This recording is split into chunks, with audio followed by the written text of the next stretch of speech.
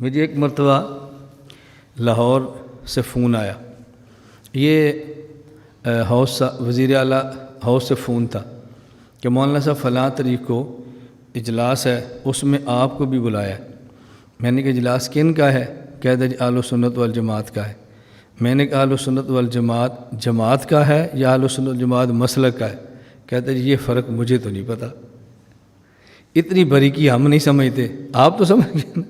میں نے کہا اہل سنت والجماعت کا ہے یا اہل والجماعت مسلک کا ہے؟ کہتا ہے یہ مجھے نہیں پتہ۔ میں نے کہا جن کو بلایا ہے مجھے 5-7 کے نام لکھ کر بتاؤ، 5-7 کے نام بتاؤ۔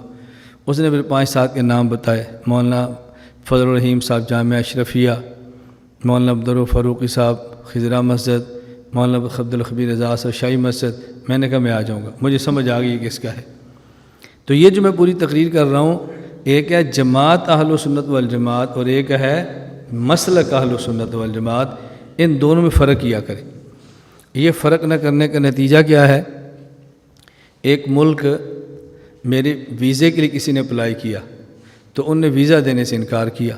کیوں کیا؟ انہوں نے کہا جی اس کے مدرسے کا نام ہے مرکز اہل و سنت والجماعت، ہم تو جماعت اہل و سنت والجماعت کو دہشت گرد سمجھتے ہیں اور یہ جماعت نہیں، اس کا تو مرکز ہی ان کا ہے، لہذا ہم ویزا نہیں دیتے۔